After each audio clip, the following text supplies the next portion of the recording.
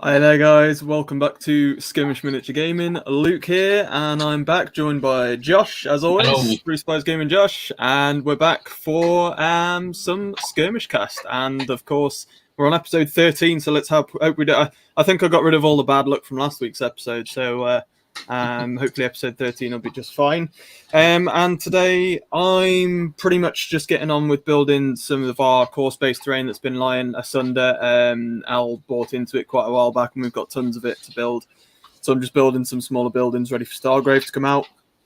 And if anybody's interested, I've also got early access to the rulebook, so I've got the rulebook open on my computer as well. So if anybody wants to ask any questions about it in general, or have a little chat about the rules, I do have that open if anyone wants to kind of have a little discussion on the rules and whatnot and what to expect from Stargrave. I'm quite happy to get into conversation about that, but otherwise I'll just be building a bit of the pre-painted terrain for that. I haven't got any of my models that I need to build and paint for it yet have not come through, and bought in some Maelstrom's Edge models to come in to get built and painted for that as well. They have not arrived quite yet, so I was hoping to possibly do some of them tonight, but since they're not here, build a bit more of the terrain and chat to you guys about the game a bit if you wish to. But Josh, you're working on the other half of the Inhumans tonight because you did the first half last week. Yeah, there we go. Medusa, so that'll be quite fun to paint tonight. So. Cool. Yeah, Medusa looks crazy good at cool, actually. Really cool model. Yeah, she's a nice model. Pretty crazy character in general. So yeah, look, that should look pretty cool. Hopefully it comes out all nice. And then yeah, guys, like I say, Osprey Games are going to be sending us a hard copy of Stargrave as well. But I only have the digital copy at the moment because they only have so many hard copies of the book to send out at the moment. So I do have the digital copy. Once my minis arrive that I need to finish off the 2 crews that we're going to start out with, I'll get them built and painted, and they'll be ready for us to do a battle report pretty soon in the next couple of weeks for sure. I'm filming some Bushido tomorrow, finished up reading on the rules and prepping the game table for that today. So I'm filming that tomorrow. So Bushido's coming out this week, hopefully. That looks quite interesting. And yeah, that pretty much covers all that jazz. Let me know if you're watching, guys. Jump into the comments, please do, and let us know what you're up to tonight. We've got a few watching already. We've got David there. Good afternoon from Calgary. Hello, David. Thanks for joining us, pal. El's joining us there as well, I can see. Thought I'd drop by. Hope everyone is well. Cheers, El. Good to see you, buddy. And Ruas, as always, joining us as well, says, I'm here, ready to go from Denmark. So, yeah, good to see you here, guys. And yeah, let us know if you're working on anything tonight, or if you're just chilling and going with the flow. But as I say, me and Josh have got some bits we are working on. Obviously, all the course-based terrain that I'm building for us for the buildings and things, they all come on these sheets. So you just pop them out. They're all pre-painted, and you just join them together using these kind of pegs there. So they're quite easy to do. Figured if I'm chatting to people tonight, it's quite something a bit easier for me to get on with.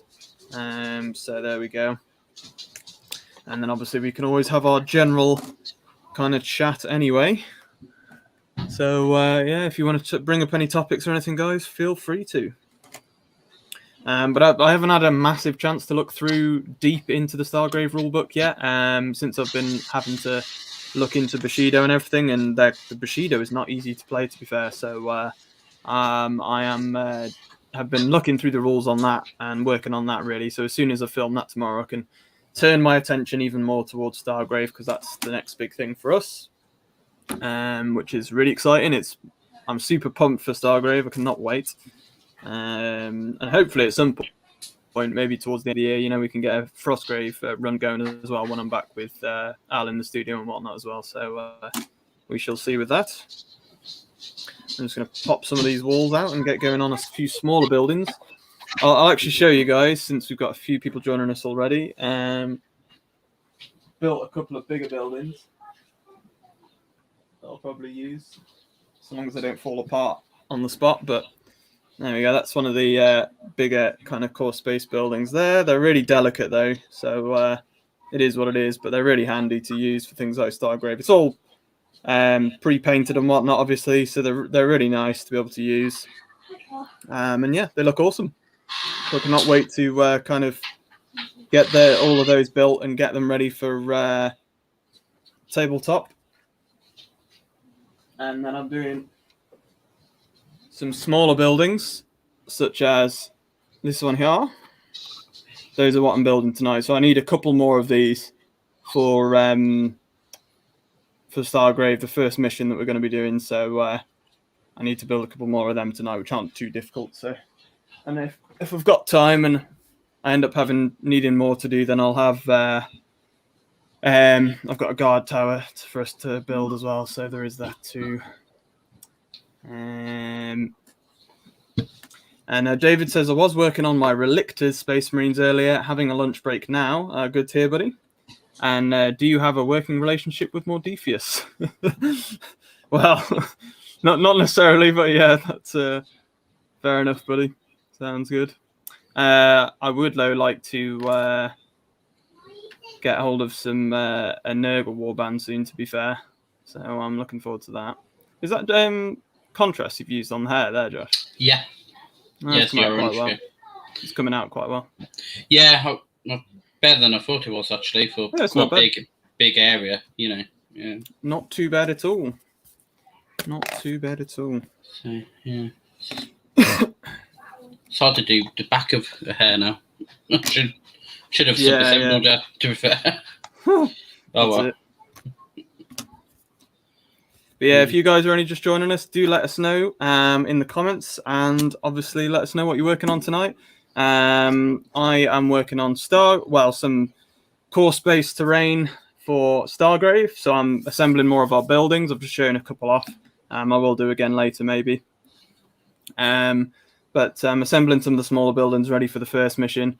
I have also got hold of the rule book for Stargrave. If anybody wants to chat about it, wants to know anything about the rules and whatnot, I'm happy to do that. I've got it up on my computer. I do have the PDF at the moment, but I don't have the hard copy yet. But as soon as I get a hard copy in, depending when we get hold of the hard copy, I might still do a review. But if we pretty much get the hard copy closer to release date, then I may not. I don't know. We'll see. But definitely, because I've got the PDF version, I will be able to release the first battle report within the next 2 weeks easily. So I'm buzzing for that. And I'm just waiting for some Maelstrom Edge models to come through that I've ordered to use for Stargrave. I think the minis will suit it really well. As soon as I've got them through, I'll build and paint those up. Should be fairly quick, knowing what I'm like. So once they come through, we'll be laughing, guys, and we can get some Stargrave on the channel. I'm super excited for it.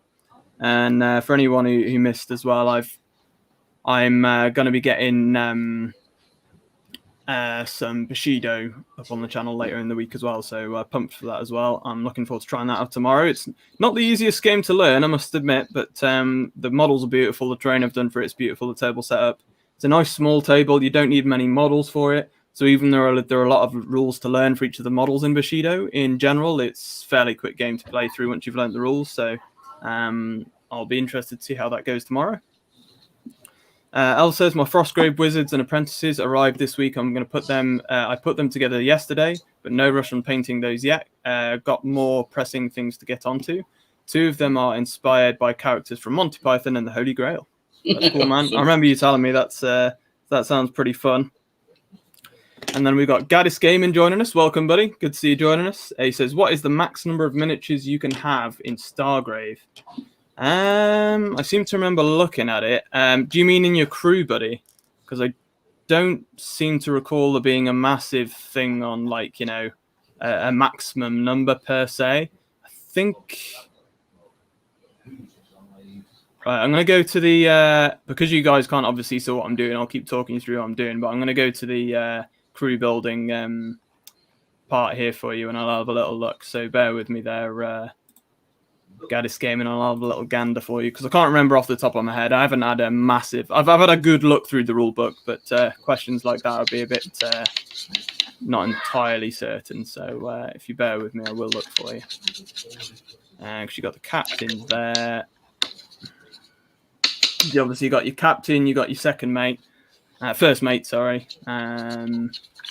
Here we go. Creating a first mate. Recruiting soldiers. Every captain starts with 400 credits to spend on your crew. which can be used to recruit up to 8 soldiers to join their crew, of which a maximum of 4 can be specialists. A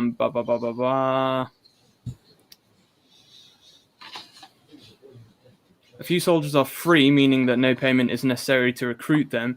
In this way, a captain should always be able to field a full complement of 8 soldiers, even if funds are running a bit low.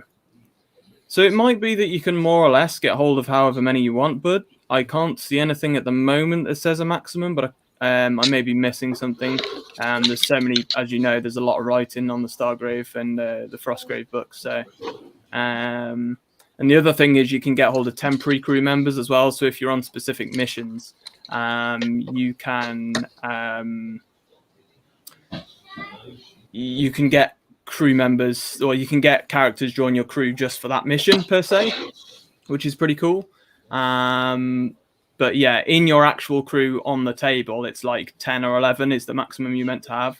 And I've just come back on here. Hristos has just said there as well. So he says maximum 11, captain, first mate, 8 crew, plus 1 robot from Create Robot. Yeah, I don't know whether Gaddis Gaming, you were saying like maximum you can actually have in your crew in general that you can pick from, or just what you can actually field. Because I haven't seen anything on the limit of crew that you can actually have necessarily. But yeah, pretty cool.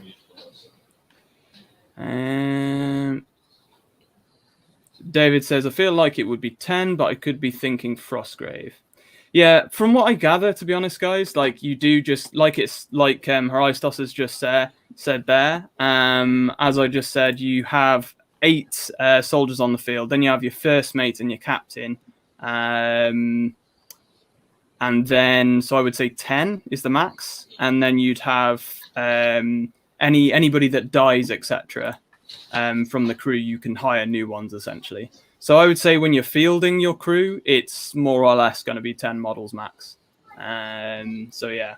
But obviously, if you had a captain that can summon something, or like summon a drone, etc., then that would be 11, I guess. But yeah, that would be maximum.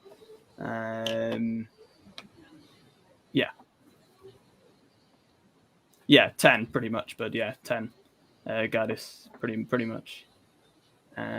Yeah, anybody just joining us, guys? If you are and you're interested in your Stargrave and whatnot, that's what I'm working on tonight. I'm just building some pre-painted terrain. And looking forward to getting going with it. Hopefully have our first battle report out in the next week or 2. We do have hold of the full rule book, which is super exciting. And Josh is working on his on behalf of his Inhumans, which looking really cool already, actually. Yeah. You're really quick with them contrasts, dude, I swear. Like, oh dear. I'm just going to take my hoodie off, a bit warm, actually. But yeah, if you are just joining us, guys, I do have access to the.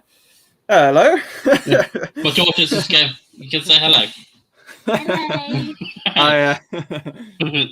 Yeah, and the so if anybody is interested, I do have hold of the rulebook PDF on my computer here, and it's open. So if anybody's interested in anything, then you're welcome to ask questions like Gaddis just has. Welcome, Hristos, by the way. I don't think you've even said hi, buddy. Welcome to the stream. I'm glad to see you joining us, pal. So my daughter just popped up and said hello. Yeah, no worries. No worries at all. A future miniature gamer, I should hope. Yeah, she's into a role-playing game, so good. Yeah, that's what we like to hear. It's enjoying them at the moment, so that's good. Right.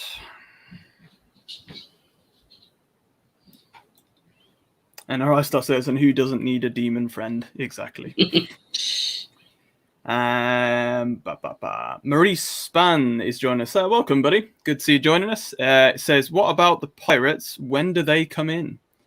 Are you on about like pirate troopers and things like that? Because what you have, essentially, each crew is a crew of pirates. So your own crew that you're designing generally are pirates anyway, because that's the idea with Stargrave. But, however, you do have a table, and I will jump to that now for you guys. See if I can find it here. And go past the scenarios, and then you have what's called a bestiary. So if anybody's interested, you have in each game of Stargrave that you play, you have a set number of scenarios you can play through. But then during the games, at the end of each, I think it's at the end of each turn, so random encounters.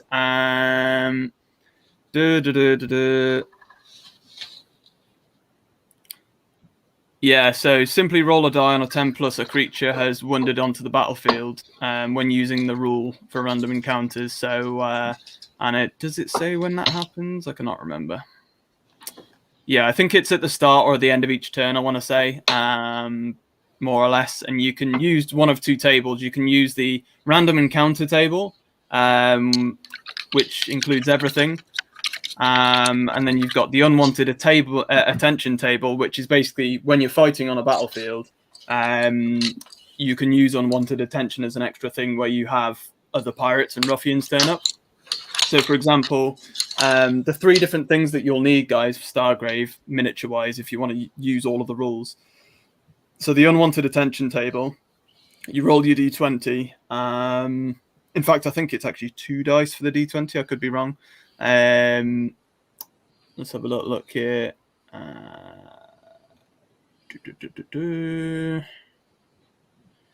Yeah, and then they come on the table edge. So the unwanted attention table, a 2 to a 14 is nothing. Nothing comes on your dice roll.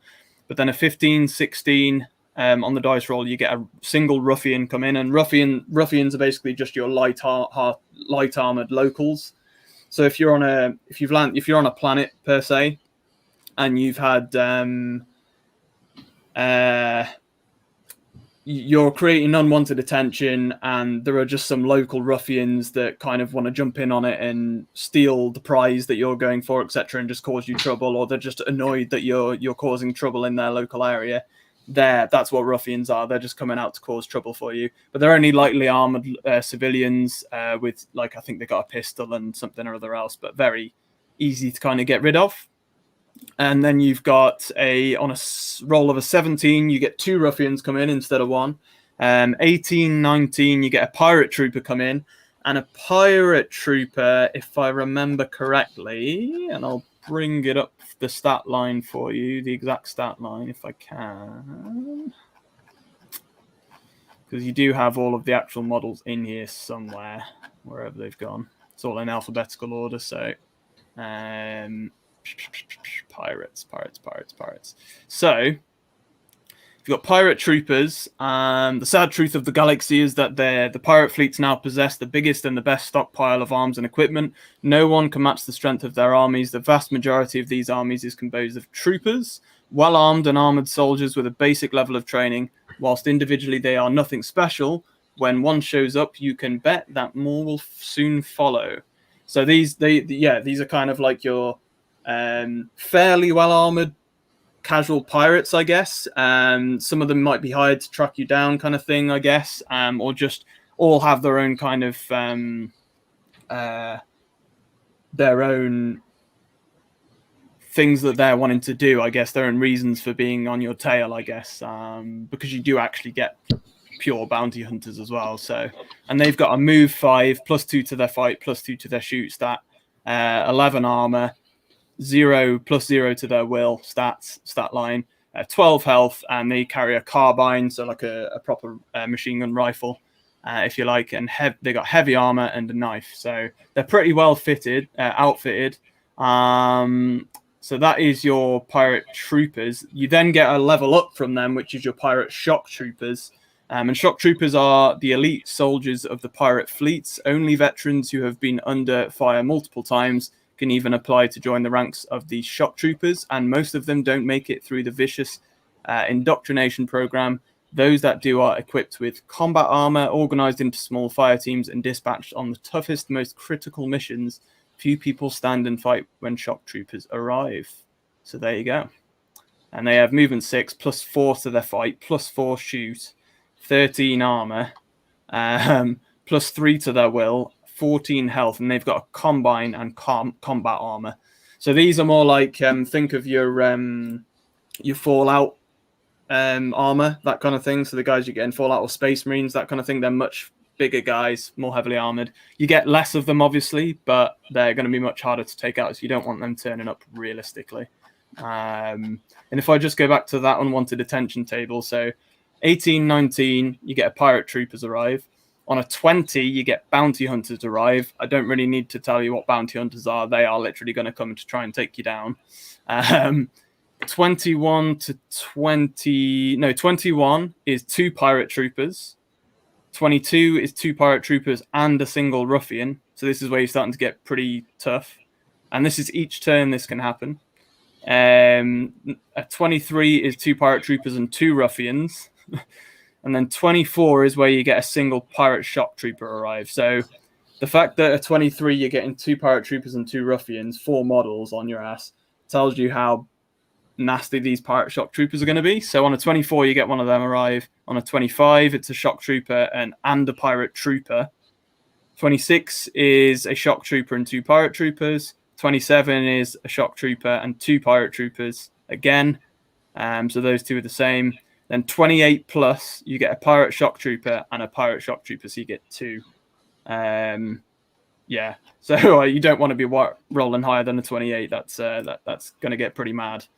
So yeah, I hope that answers your question on pirates. I'm guessing that's what you meant by the looks of things. So yeah, that's going to be a really interesting mechanic. I'll probably be using that in the first game we play. I'm not sure about the random encounter table for the beasts yet, because it doesn't all suit specific missions. So the first mission I'm going to be playing in the book and the campaign is based inside a civilized part of a planet. So it's on the outskirts of a town, and therefore it's more likely that you're going to get unwanted attention rather than random beasts turning up. So you've got to kind of decide what you'd rather use for each game that you play, realistically. But yeah, I hope you found that interesting.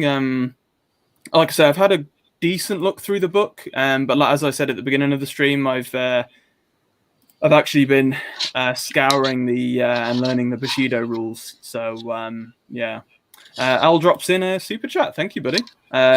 Towards the war chest, brother. Yep. Thank you, mate. Definitely, it will be.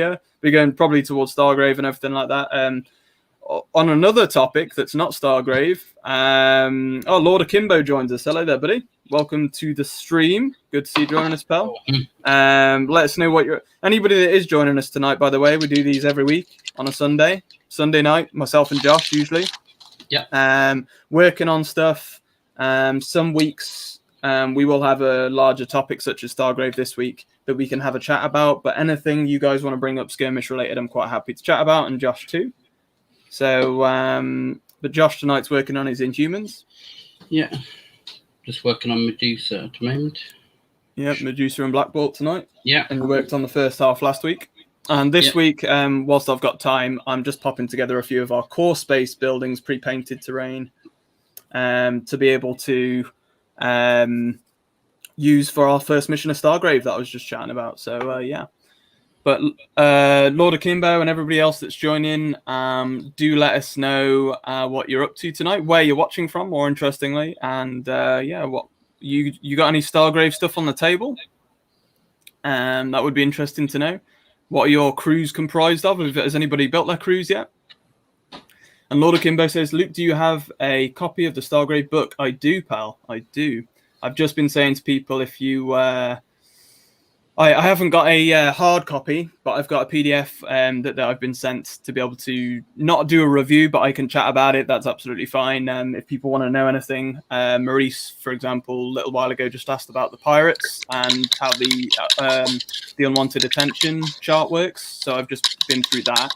But if anybody wants to ask any of the questions around Stargrave, anything really, but I have got the rule book. But if you want to ask anything about it, or just my thoughts in general about it, is just that it's going to be awesome. I can't wait. So my first thoughts on Stargrave in general, I haven't played it yet, but because I do have the book, I'm just waiting for a few more core models from my crew that I need to turn up to build and paint, and then I'll be able to actually film the first battle report. It won't be long at all, within the next week or two. So yeah.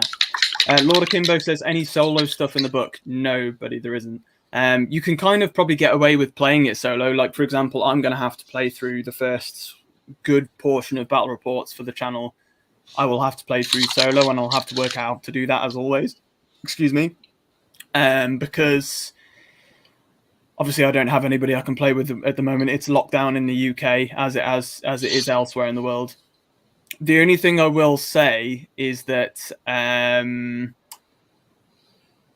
Joseph A. McCulloch, who is the author, he's working. I think it's later this year, there's meant to be the first expansion book to Stargrave, and that is meant to include a solo campaign and solo rules for playing Stargrave. Apparently, he is looking at making a free downloadable PDF sooner than later for people to download for free to play the game solo, because the initial book didn't have it in it.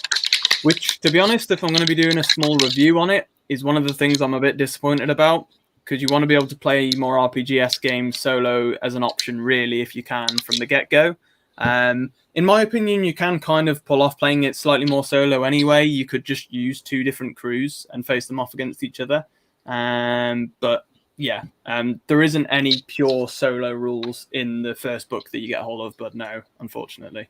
But like I say, he's looking at releasing a free PDF sooner than later to be able to do that. So yeah, I would have thought he's looking at doing that ready for release, to be honest.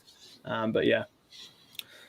Do let me know, guys, if you've got any cool ideas that you've already put together for building your crews, because I'm very intrigued. I've got some really cool ideas. My mind, this is the perfect kind of game for me. My like creative spark is like out the window right now. Like, I've got a little, I'm using the little jackalope miniature from Malifaux as one of my little beasts.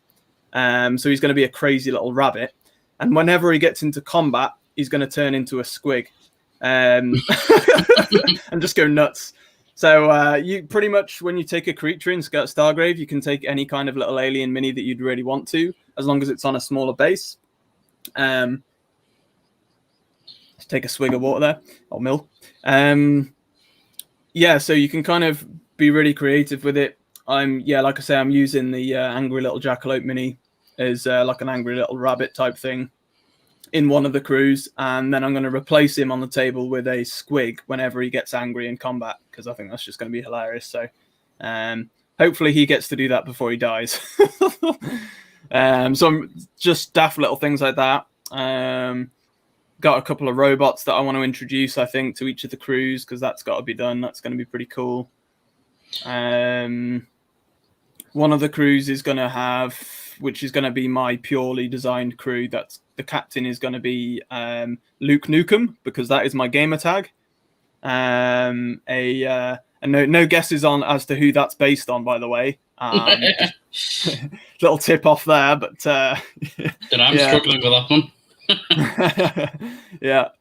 So good to see everybody joining in, guys. I'll get back to the comments now, but if anybody's only just joining us, we are chatting all things skirmish gaming, obviously. Josh is working on his Inhumans. I'm slowly building some little buildings for our Stargrave release. I have the rule book, so anybody that wants to ask any questions, I'm happy to go through and have a little look for you guys and discuss that if you wish to. I do have it open here, so we can have a little look. I'll probably say again, Josh. I'll probably base a Pyro Crew on Hailstorm, the band. Hailstorm? Yeah. You know what? I did think that a few people might do that, like, you know, base it off your favorite band or something and give them like guitars and stuff. Well, if you're going to be Pyro, it's got to be Hailstorm, hasn't it? Yeah, very true, very true. That'd be very cool. Greybots and stuff like that. Yeah, definitely. Elle says, I forgot what the off-topic topic was going to be. I think it was going to be top 3 miniature games tonight, but just in general, not skirmish games, but miniature games. So we'll do that in a little bit, but we'll let people kind of settle into the stream a bit. I thought it was books. Was it books? Yeah, I think pretty sure it was books. Oh, yeah, we came to books in the end, didn't we? Yeah. Well done, Josh. See? I can't remember who said it, but yeah, someone did mention it last week. Yes. So it might top be 3. Ruas, actually. Say again? I think it was Ruas, actually, who...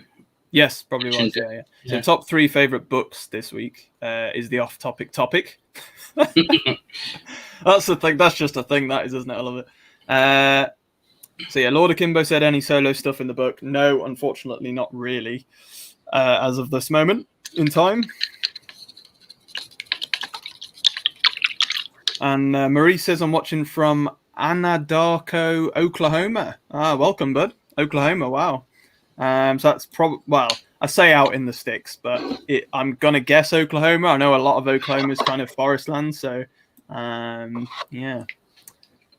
But good to know you got your starting crew, he says as well. So that's good to know, buddy. Obviously, I'm building 2 crews for the channel because I'm playing by myself for the most part. So yeah. David says, I've been digging through my sci-fi minis and seeing what looks interesting. I do love that about these miniatures agnostic skirmish games. Yeah, that's what's great about them, bud, isn't it? You can just dig through all of your old minis and everything that you've got there and kind of just, use them for these kind of games. It's fantastic. And I've done the same. I've dug through some of our other minis that we don't use that often. Like, for example, some of the Beastmen from the Blackstone Fortress set. I'm going to use one of those as just a big beast dude for one of the crews. A couple of other cool minis. Like I say, the Jackalope from Malifaux I'm using, and he's going to turn into an angry squig alien when he's in combat, just for fun. Those kind of things. I'm super looking forward to just doing those. It's going to be very thematic. So yeah, super excited for that. Horizstar says, I'm currently working on my Stargrave crew, the one I already sent a sneak peek on Discord of, coming along nicely, and hopefully will be done in time to work on the pirates before release. Sounds good, buddy. Yeah, like I say, guys, I'm working on my bits that I can before, mostly terrain, before my minis arrive. So I'm hoping to get them done in the next week or 2, and then we'll get the first bat rep out a good month early, probably, before release, which is nice. ER910 joins us. Welcome, buddy. Good to see you join us again. Hey, guys, I have 2 crews ready to go. I have a 40k Orc crew. That's cool. And a Rogue Trader crew using Blackstone Fortress and Starstrider models. Nice. Starstrider, is that... it's Mantic, isn't it? Is it Mantic? I think it's Mantic. Can't remember who it is. I'm using Chaos Marines and Traitor Guard as pirates. Yeah, I'm using... If anyone wants an idea for Ruffians, I'm using... the Chaos, what do you call them? Who are the peons for Chaos? Cultists. Cultists, yeah. I'm using some cultists as ruffians, which should be quite cool.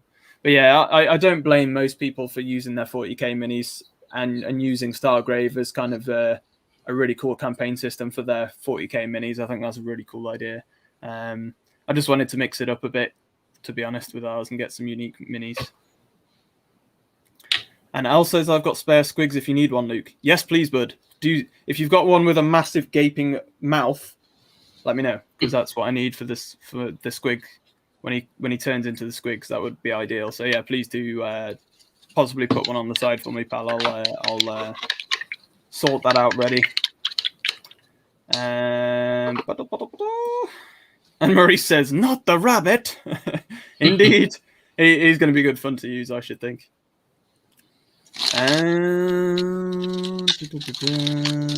Al says, I've got the UR from Blackstone. Could be a good robot for Stargrave. Could indeed, but I do have one myself, actually, but he is painted up like Admech. So, yeah, I might have to see about using the other one, maybe. We shall see. We shall see.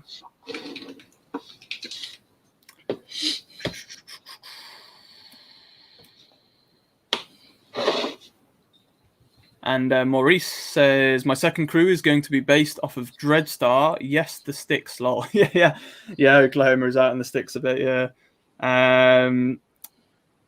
But your second crew is going to be based on Dreadstar. Does anybody know what Dreadstar is? Do you know that, Josh? I don't know. I'm going to have to search it now. You've done it now, Maurice. I'm going to have to search it. Dreadstar. Oh, the comics, aren't they? Oh, that looks cool. It was an imprint of Marvel Comics, apparently.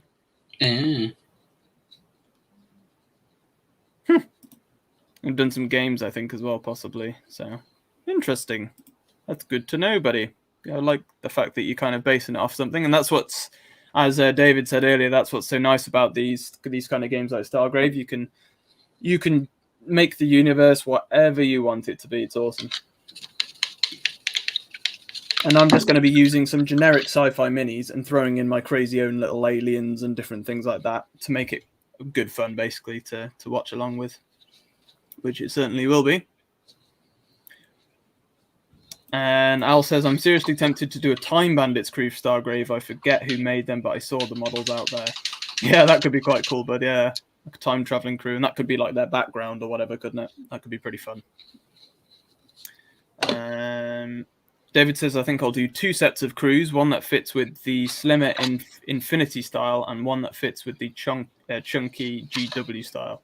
Oh, fair enough. That could be a good idea, bud. And Ruas is already in there. He's already done his top 3 favorite books. So he's done number 1, Rendezvous with Rendezvous with Rama by Arthur C. Clarke. Number 2, Ender's Game by Orson Scott. Yeah, a lot of people do like Ender's Game. And number 3 is Game of Thrones. See, I never got round to reading through Game of Thrones at the time, because the series was that far ahead. I just kind of wanted to watch the series first. But yeah. And Al says, Boys from the Dwarf, Red Dwarf would be a great crew. Yeah, it would be pretty fun, wouldn't it? But yeah, to be fair, I love Red Dwarf. Anybody else down there a fan of Red Dwarf? I do love Red Dwarf. Never seen it, I have to say. Have you not? Have you seen Blackadder? Yeah. So it's basically sci-fi Blackadder. So if you like it, then if you like that, then check out Red Dwarf. It's hilarious. Crichton, the robot, he's hilarious. Ristoff says, my current crew is an all-servitor crew. A Palatine and Forces crew will be my second crew, and I am considering a Mantic Veermin crew as a third. Nice. That'd be really cool, actually. Yeah, that would be really cool. Are Veermin the rats in that? Yeah, they are, aren't they? Yeah. Actually. They've just had the new army release, haven't they? The new models. They look really nice, actually. Yeah, I've got some Veermin models for the Dead Zone game. Have you? Yeah, so they are very cool. Very cool. But yeah, Mantic Veermin crew would be cool, man. Even just, I reckon, anybody making a crew, a couple of Veermin models in there would be pretty. Even one in there would be pretty cool, wouldn't it? Yeah. Random rat model. And Marie says Dreadstar has 2 warring empires. Check out the graphic novel. Yeah, I've just had a little search for it, but it looks quite interesting. But yeah, I'll have to have a little more look into it, maybe. Ruas says the Game of Thrones books are really well written, which makes it a blast. Nice. Lord Akimbo says, my crew is going to be immortal robot mummies who have awakened after millennia. Oh, wait. In other words, Necrons. Yeah, that's cool, man. I imagine just having a crew full of Necrons in something like Stargrave. How daunting that would be. And just have the captain as like a robot himself, or so like a cyborg. He's controlling all the Necrons. That just reminds me of Star Trek not Enterprise. Why has my mind gone blank here? Who were the cyborgs? Somebody will tell me in the comments. Who's the cyborgs from Star Trek? What are they called again? I can't believe I've forgotten what they're called now. So they're the best episodes ever. It's like a 2 or 3 parter. And I can't remember what they're called now. Somebody will tell me. So I Not Star Trek. I never go into Star Trek, unfortunately. It's the one with Picard, obviously. It's not Enterprise. It's Luminek. Somebody will say in a minute. But yeah, if anybody's only just joining us, guys, we've just been chatting about what everybody's putting into the Borg. The Borg, says Horizon. That's what I was thinking of from Star Trek. Yeah, that's the one. They're my favourite episodes ever, Star Trek. The Stormtrooper one would look pretty cool. What's that? A Stormtrooper warband. For Stargrave. Yeah. Well, you could use, a lot of people are using the models from Star Wars Legion as the shock troopers. Yeah. For in the game, and they're just painting them up as different colours. And Maurice is in the comments there as well. Says next and Lord Akimbo as well. Thanks, guys. The next generation. That's the one I was thinking of. The Borg. Yeah. I'm not a massive Star Trek fan, but I have watched through Next Generation a while back, and I did really enjoy it.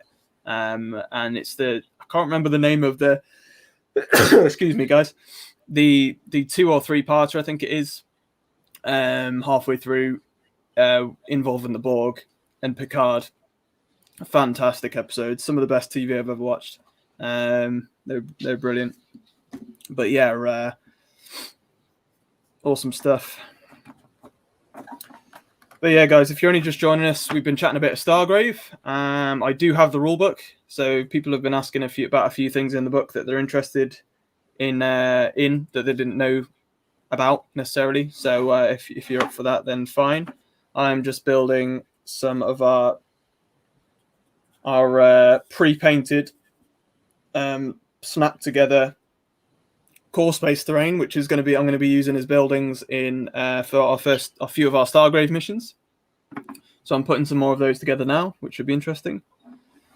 And if anybody's interested, we have an off-topic topic every week, and this week's is your top 3 favorite books ever, and that can include graphic novels and comics. So if you want to throw that in there, guys, feel free to do so. We usually leave it till about halfway through the stream anyway, to be fair, to bring that up. But I'm happy for people to jump in the comments and let us know their top 3 favorite books, graphic novels, comics ever, if they wish to. I'm not going to divulge you from that, to be fair. What did everyone think of the Warhammer preview yesterday? What's that? The Warhammer preview. What did people think of that? Oh, yeah, the Faith in something, was it? Or something in Faith? I can't remember. I watched it, but I can't remember now. It's something in Faith, I think. But yeah, there was... what was it again? That I know they revealed the full Warhammer Underworlds band for this. The Ossiarch Bone Reapers. Ossiarch Bone Reapers. They look quite nice. Yeah, they did, didn't they? Also, the... what else was on there yesterday? Yeah, Soul Blight. We knew that was kind of coming, didn't we? Yeah. They are going to be sweet. I really want some of those new cavalry for the Night Riders for Warcry. They would look sweet. Oh, yeah, I'd love a Soul Blight Warband, to be fair. I have to keep an eye open to see if they do one of those dual sets where you get 2 forces in the same set. Hopefully they do one of those for Soul Blight in it. Get hold of those, and then I'd happily get hold of that set, because I'd love a Soul Blight Warband for us in the studio. And I know Al said the same thing as well, so definitely interested with that. Well, there we go, guys. That's one building done already. Just pops together. They look really good, to be honest. When you actually put them on the tabletop, they look a bit simple here in my hands, but you put them on the tabletop from a distance, they look great. So, are they card? Made out of card? Yeah, literally like that kind of thing. So they're really easy to pop together, but they're really robust, to be fair. Like, they don't hardly really strong stuff. So good quality. It's really nice. And we've got some comments jumping in, so I'll jump back to you guys here. David says, top 3 favourite books. Stephen Erickson's Malazan Book of the Fallen series. Not one I've heard of. Robert Jordan's Wheel of Time, of course, series. Very popular. And I like a lot of the Battletech novels. Yeah, I know you like your Battletech, but I didn't know that they did their own novels. That's pretty cool. Interesting. Good top 3 there. Horizon says, well, are there any cool Borg models out there with a little variety? Good question. Does anybody know if there's a Star Trek miniature range out there? I know there's a X-Wing type Star Trek game, isn't there? Yeah. For the spaceship battles and that. But I'm not sure about minis. Surprised somebody hasn't done a Star Trek miniature game yet, to be fair. But I'm sure there are minis somewhere out there. Not sure about like 32, 28mm minis, but yeah. Lord Akimbo says, how do you feel about 2D terrain like you'd print and cut out? I mean, this stuff isn't really 3D printed, but to be honest, Core Spaces stuff is like, it's quite good quality, to be honest, painted and everything. But Josh does some 3D prints in, I don't 2D terrain, bud. Yeah, I prefer 3D terrain, personally. Yeah. Mainly for line of sight purpose. I think it just stops any arguments. Obviously, 2D terrain's cheaper, so yes, obviously it's easier to play with, set up, put away. There's always that. obviously there's no height to your battlefield is the trouble, and I feel like a lot of skirmish games, from a skirmish game perspective, akimbo especially, I'd say I would much prefer height on the table, because a lot of skirmish games have a smaller table, and so your height matters quite a bit, because your height is kind of, that's where your table expands a bit. Stargrave, we'll have to wait and see. I don't think height's going to be a massive deal, but it'll still be interesting. But yeah, I have nothing against 2D terrain. It definitely has a purpose, but it's certainly not something obviously I'd use on the channel. But yeah, it serves its purpose, but it's easy to like you say print and whatnot and put out on the table, isn't it, and put away. Maurice says, how much DNA does Stargrave have with fan-made Voidgrave? I must be honest, buddy. I have known nothing really about Voidgrave. I've heard of it before, fan-made thing, but I haven't looked into it massively, so I couldn't really say how close it is, to be honest. My guess is if it's just a print across from Frostgrave, so they just kind of turned Frostgrave into Stargrave, probably quite close, because that Stargrave is mostly ported rules from Frostgrave into a sci-fi theme, with some added changes and things to suit the game and improvements as well over Frostgrave. So yeah. Horistar says, very cool, Luke. That is battle systems, right? I just bought my first box and I'm blown away. They are a game changer. They're not the cheapest, mate, to be honest, if you want to get hold of their terrain. But if you can get hold of any of their fantasy stuff or their sci-fi terrain, they have a really big mix of generic sci-fi and fantasy terrain. And it is considering that it's just 2D stuff that you push out of panels that I've got here, and you just stick it together using these pegs. So I'll pop one out here just as an example. So there you go. That's kind of that's a corner peg. So for example, that will just fit. I'll just show you it. That goes onto the corner of that there. So you see it just fits onto there. And that's the corner piece. And then you stick another wall onto that one. Literally 4 corners. And then you've got a roof on top with 4 more pegs. Really simple. And it looks fantastic. When you look at it up close, it looks a bit too blocky. But when you're looking from about a meter away from the table, which is where you'd usually be from a height perspective, it looks absolutely fantastic. And you can mix it with your own scatter terrain as well. And if you do, it looks even better. I couldn't recommend it highly enough. All of the battle systems pre-painted terrain such as this, it's brilliant. And it's so customizable as well. I'm just pre-building it like this because I know what we need for our first game of Stargrave, first battle report. So, yeah. But yeah, it is really nice. What set did you pick up, Aristos? I'm interested to know about that, to be fair. I've been interested in them, but they just look really flimsy and weak from pictures. So, yeah, it's quite good use showing, No, they're really, if you build them properly, and the thing is, if you want them to be more permanent, you can glue them. Yeah. Just use these to stick them together, and then just put glue in the gaps if you want them to be permanent. Brilliant stuff. Ruas also says the Walking Dead comic books were great too. A lot of people tend to prefer the comics to the TV series, to be honest, but yeah. I like both. Yeah, Josh likes both, yeah. You're a big fan of Walking Dead, aren't you? Yes. Yeah, I do love Walking Dead. I haven't read many of the comics, but I played the... did anybody play the Telltale video games for Walking Dead? The RPG ones?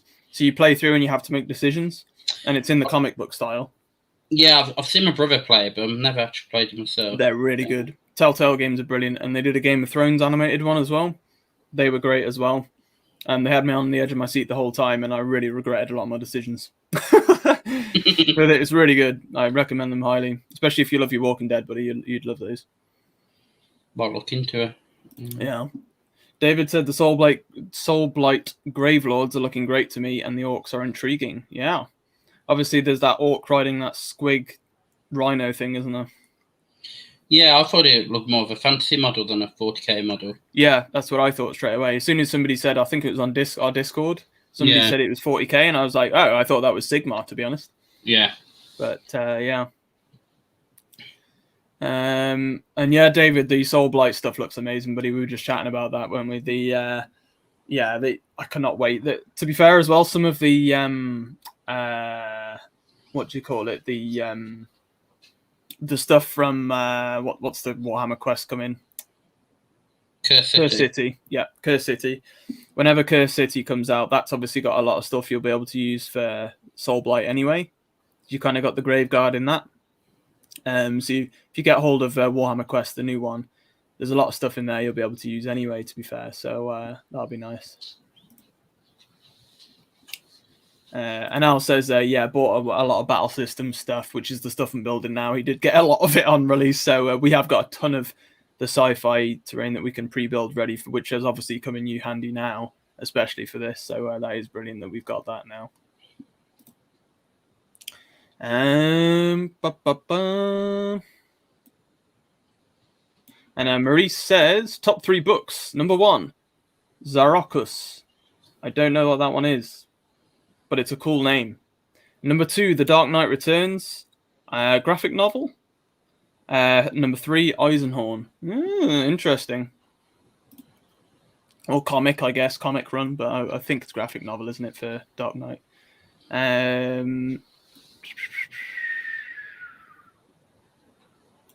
And Hristos says, I really enjoyed number 1, Shadow Trilogy from Brent Weeks.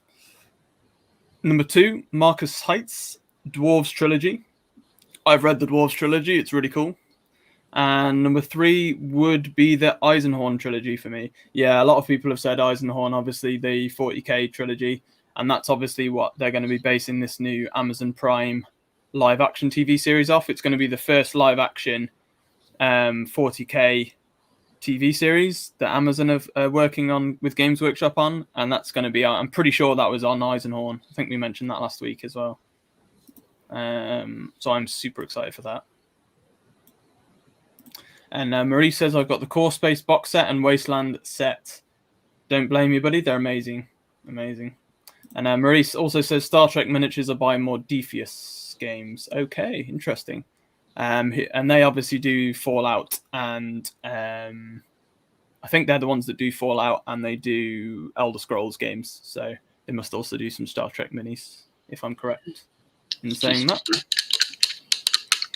How are the Inhumans going, bud? I can see you doing pretty well on them. Yeah, I'm trying to do Black Belt.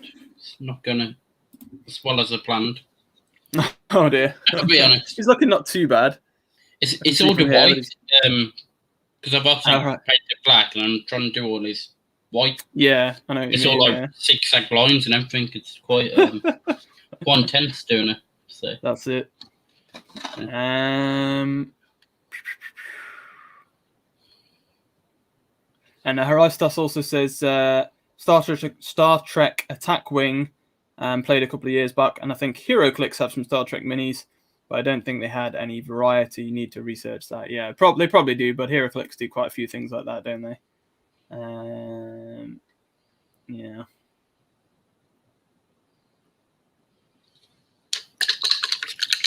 And Al says, what did we pick up in terms of core space terrain? One of the box sets that he's got. Wait, they're out. I don't think, to be honest, that Battle Systems sell this one now, but that is the main one that we've got. So Frontier Sci-Fi Terrain, right? So there's that, and then there's the main core set box that you get, because Al originally pitched into the Kickstarter for it before it even came out, and so he got like the different levels on the Kickstarter, so they just sent him a mix of random terrain. So it's been quite difficult for me to figure out all the instructions are on their website, and each individual sheet, because they've been taken out of the boxes, they do have kind of a serial number that allows you to track down the right instruction sheets. So it was a bit of a nightmare figuring out what we've kind of actually got to use, but it turns out we've actually got quite a lot. But the majority of the stuff we've got, Hristos, is from their new Badlands set, or I think it is maybe Wastelands. It's got the the lifts in it, the walkways, and then also some of the buildings and walls that you get in that. And then the other stuff we've got is just the general stuff that comes with the core set, really. So their normal sci-fi terrain. So the walls and all that jazz, which we won't be using for Stargrave, really. That we're using all the proper buildings and stuff. So, and Gaddis Game in there as well says HeroClix has minis for Star Trek. So there you go.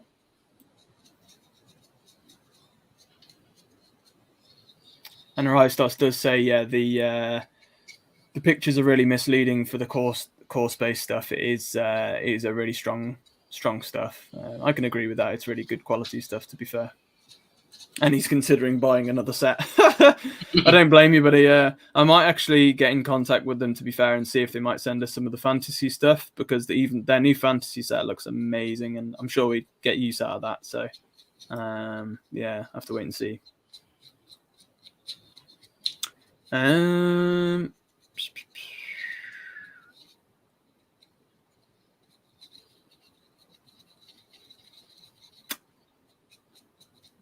Gaddis also says Star Trek Adventures miniatures. Get the official Star Trek Adventures sets of 8 to 10 high quality 32mm scale resin miniatures by Morpheus. There you go.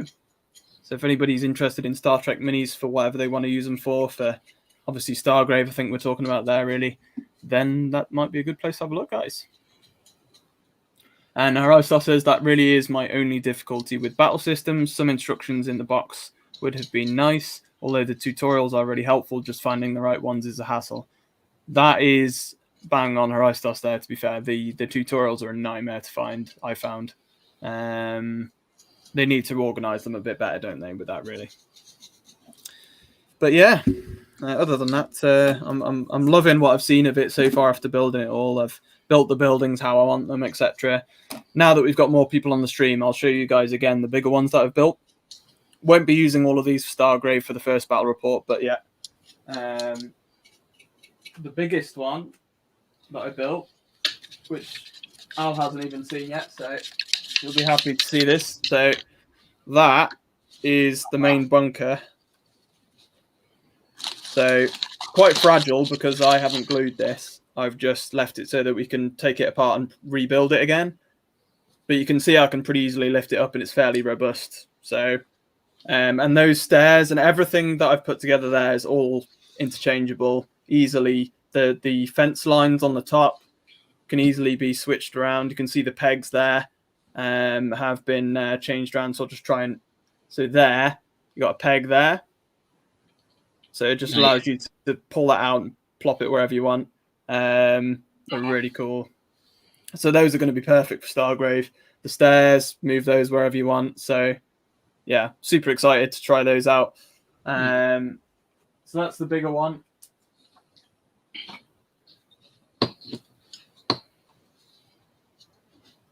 You got the slightly smaller bunkers. I built 2 of these with the set that we had.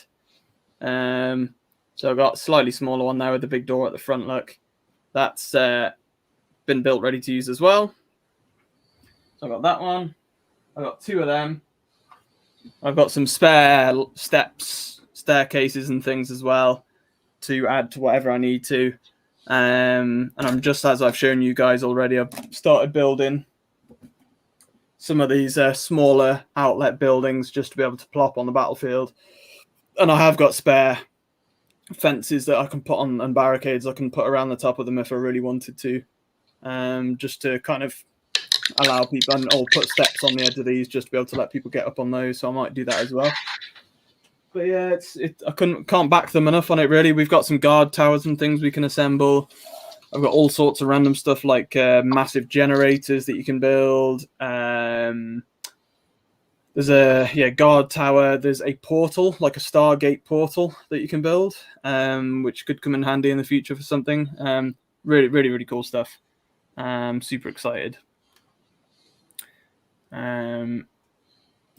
And although I've got an idea what models I want to put in my crew, I still need to actually use the crew builder they've released, to be fair, to actually properly build the crew. But I've got an idea what models I want, so everything else will just fall into place, to be fair. As I say, guys, I do already have hold of the rule book PDF for it they've sent me, so I will get the first back rep out in the next week or two, which would be awesome. Yeah. But I hope you guys have enjoyed talking about a bit of Stargrave. Anyway, let us know what you're working on. Are you working on any Stargrave tonight, or are you working on anything else, getting some hobbying done? If you're joining us, and let us know where you're watching from if you haven't said already, what you're working on, and if you want to ask any questions about anything, me and Josh are here to have a chat with you guys about anything you'd like. We are about halfway through the stream, so I think we'll really open up on the top 3 books and novels, and me and Josh will give you ours. I must admit, I haven't put a greater deal of thought into mine because I'd completely forgotten that it was books this week. So I'm not a massive book reader, but I have read comics in the past as well. So there is that as well. But top 3 books for me, Lord of the Rings series is up there for me. Just like the movies, massive Lord of the Rings fan. So they'd be up there in my top 3. And if anybody's wondering why we're doing this, usually there's an off-topic topic every week. And last week we did, was it TV series, Josh? Top 3 favourite TV series? I think it was, yeah. Yeah. This week we said we'd do top 3 favourite books or book series, or graphic novels, comics, whatever. So yeah, Lord of the Rings would be up there for me, followed by The Hobbit. The Hobbit is basically a kid's book, really, but it's like, it has a place in my heart right there. I've read The Hobbit I must have read The Hobbit like 100 times over, like ridiculous. I love that book. I don't like what they did with the movies, but it's a cool book. Harry Potter books, again, it's generic, but I grew up on the Harry Potter books, so they've got a special place for me. I did enjoy the Harry Potter books. I would still read through them again now, but I love the Harry Potter books, especially the first 4. What else would there be? I love the Assassin's Creed books. They are by Oliver Bowden. I don't know if anybody else has read through the Assassin's Creed books, but I really enjoyed those as well. The Dwarf, I think somebody else did the Dwarf books. They're good. The Witcher books are up there for me. The Witcher series, fantastic books. If anybody likes this TV series on Netflix, I'd recommend going through the book series. They're great. Not really a top 3 there, but there we go. But just a mention of books that I've actually read and then quite enjoyed, to be fair. So that they would be up there for me for sure. Can't really think of any others, but they'd be my main ones. In terms of comics, some of the original Guardians of the Galaxy comics are my favourites, along with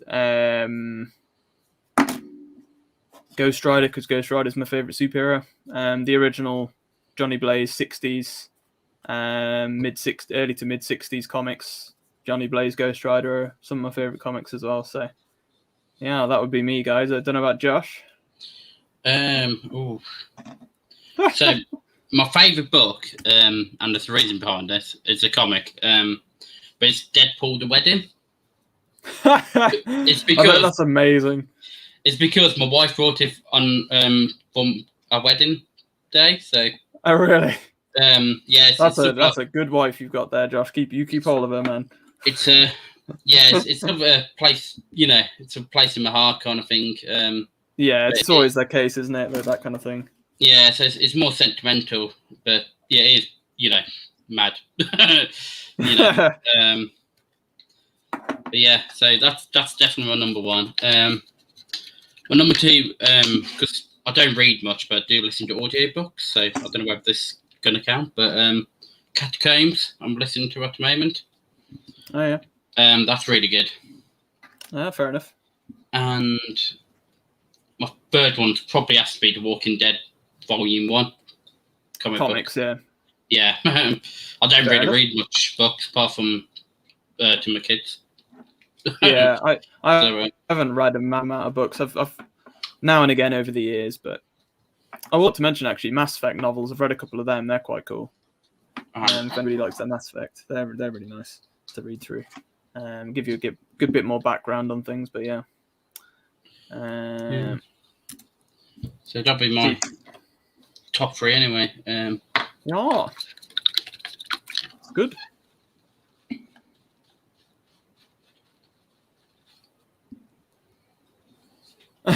Aristos is blaming Maurice now for telling him that Modiphius do some Borg miniatures for Star Trek that he's going to now use for his Stargrave, probably. Oh dear.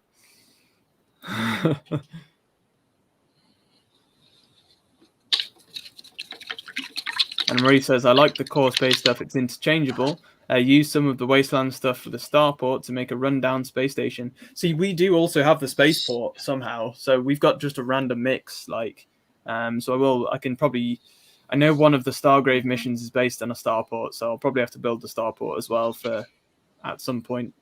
But I'm only using the core space terrain really for the civilian-based missions, really. Yeah. But I'm slowly compiling everything together that I need for the campaign, so super excited for that.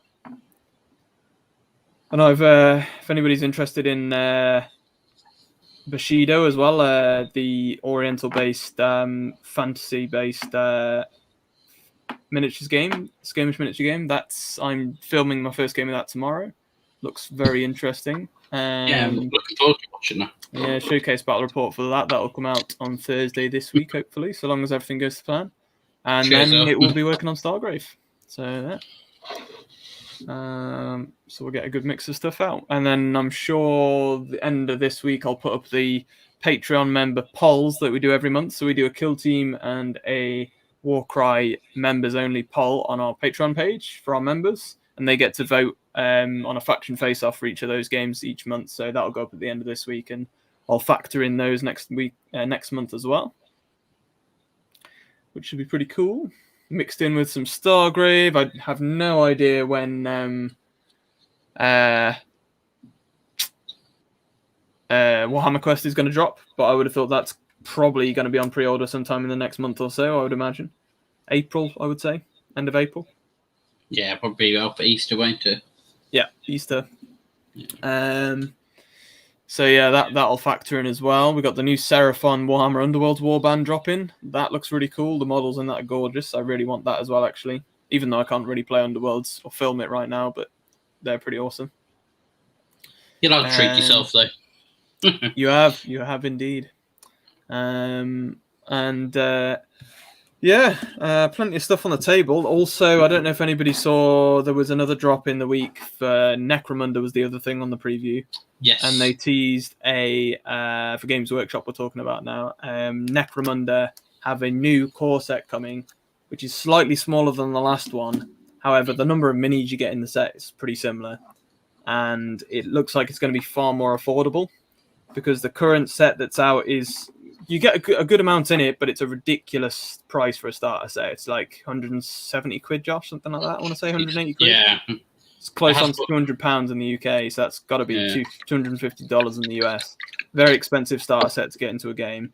But they're releasing a new starter set, and quite clearly it's probably because they've had people complaining that it's too expensive to get into Necromunda. We've wanted to get into it for a while. It's just been far too expensive. So I'm super excited to be able to actually get into that now. And I'll be interested if they do a more affordable box. Go on, sorry, bud. I don't think I'll rush out to buy it. No, but it hasn't really. It'd be great for us though, because we can actually buy into it now.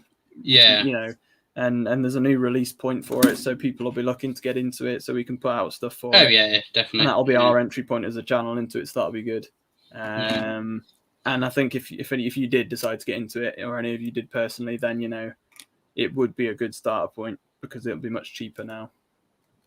And with that new video game announced as well, I don't know if anybody saw that for Necromunda. That looked pretty sweet.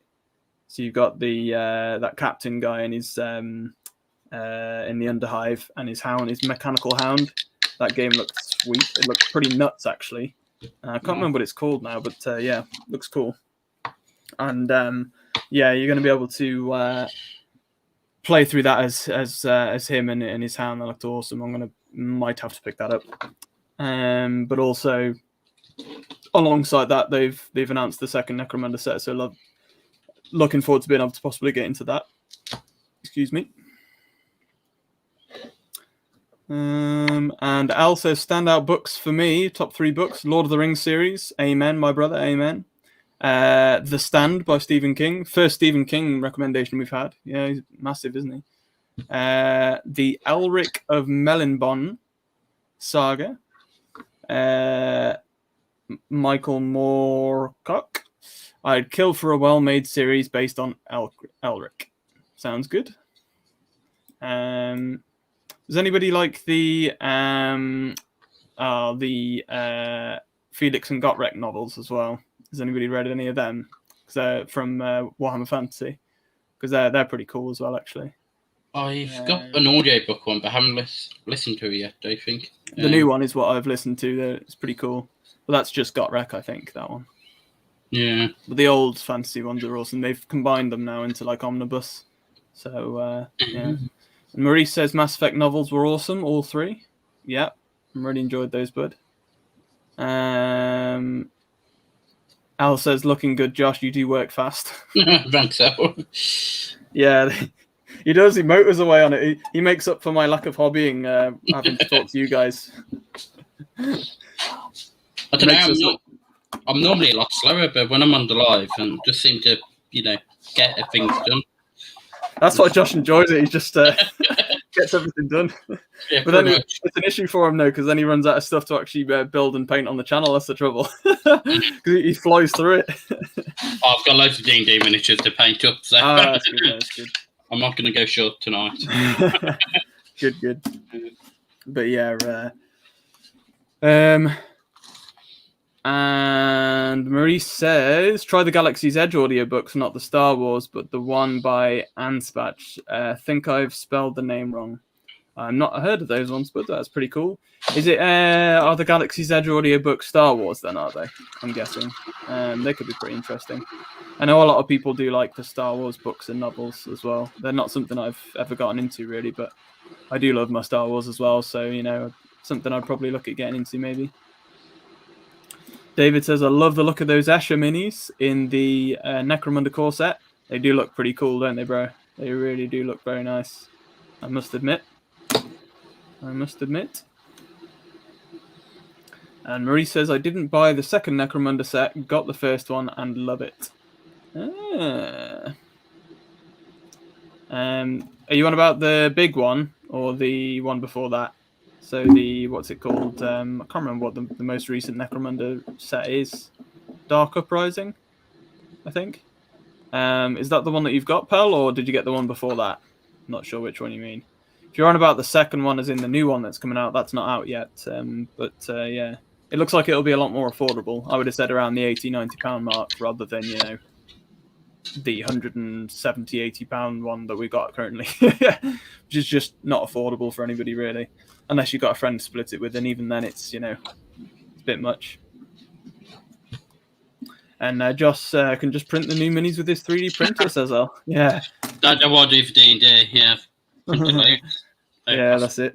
Yeah.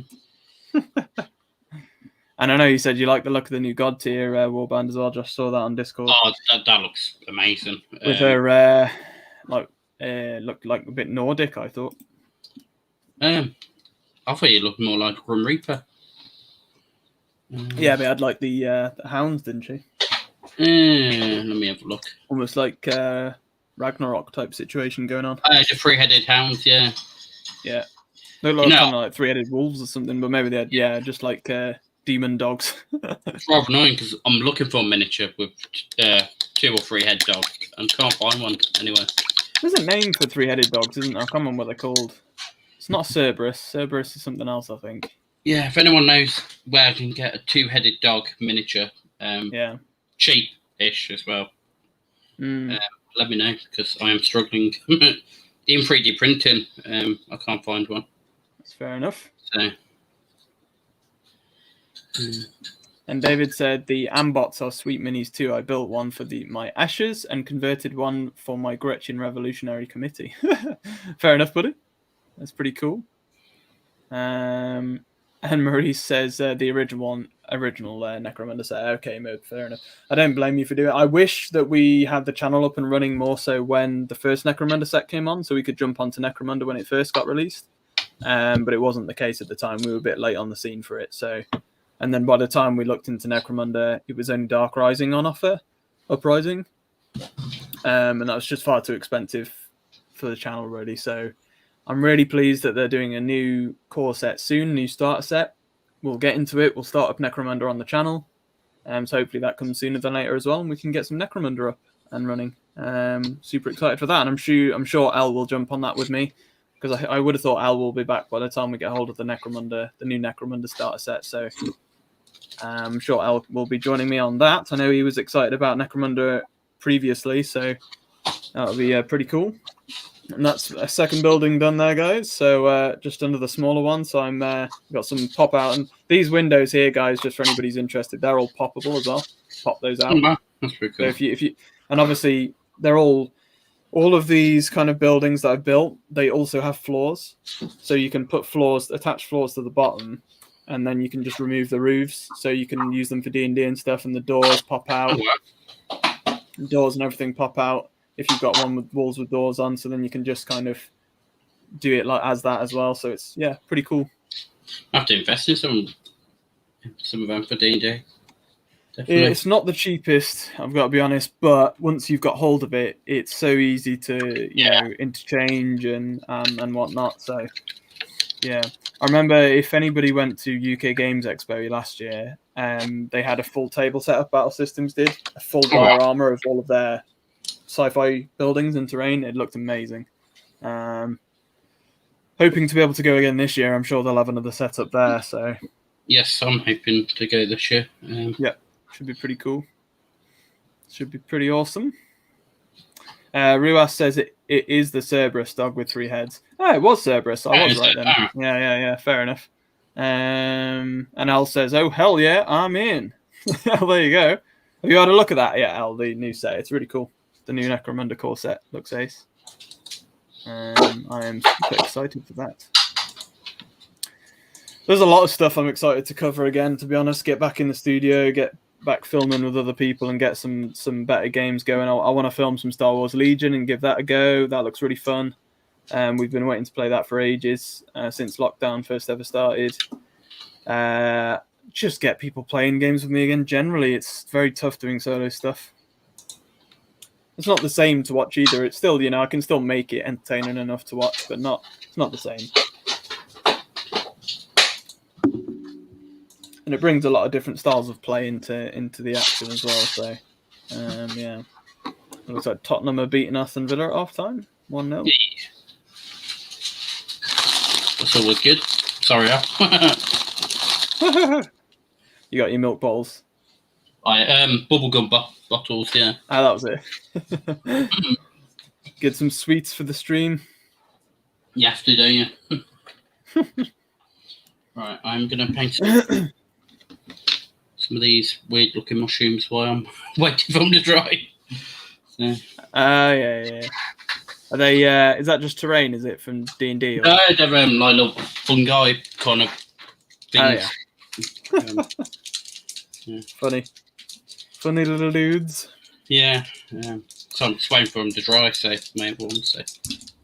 Well, I've pretty much built everything for core space that I need now, so it's pretty much I'm just going to have a chat with you guys now, really. If any of you want to bring up any other topics, guys, feel free. If you want to ask anything else about Stargrave, feel free. Unfortunately, I can't pop up pictures really on streams, but if I could, I would show you the minis that I'm going to get hold of. But I've already wrangled together a few random minis to use for the game that we have from the studio. Mostly 40k Malifaux minis, things like that, because Malifaux has a lot of kind of creatures and things in it, so we can use those as some of the alien models and whatnot, the beasts that might come into certain games, which is handy. But otherwise, a lot of the kind of crew member models I've ordered, and also I'm going to use some Maelstrom's Edge pirate trooper models as well for the generic troops and whatnot, and I'm going to use some of the 40k assassins as the bounty hunters. I think it'll probably work just fine. So you got stuff like the Selexis Assassin and all those probably work quite well as bounty hunters. I would imagine. Oh, very cool. So yeah. And Al says, "Rub it in, why don't you?" I'm guessing he's on about the football. Villa still in the top 10 for now, he's saying. Yeah. Don't know if they still have any other games in hand, actually. Sorry for anybody that's abroad. We're talking soccer or football, like the real football, you know. No, I don't have anything against American football. I don't mind it, but yeah, football's football in my opinion. The first football, anyway. I suppose that's why you call it American football, though, I guess, or NFL. But I did enjoy watching the Super Bowl this year, to be fair. So, can he complain? To be fair. And yeah, I've ordered, so Maelstrom's Edge, I've ordered a good, I want to say 18 to 20 crew random minis that you can get a pack of up to 20 minis, and they've got so many different kit bash options in there to make different aliens and heads and things, and to make your crew with, and some different weapon options. So that'll be perfect for the crew building, along with a few other random minis that I've already got. That'll be great. And my captain is going to be called Luke Nukem for one of the crews. That has got to be one of the crews. That's my gamer tag. Guesses for who that's based on.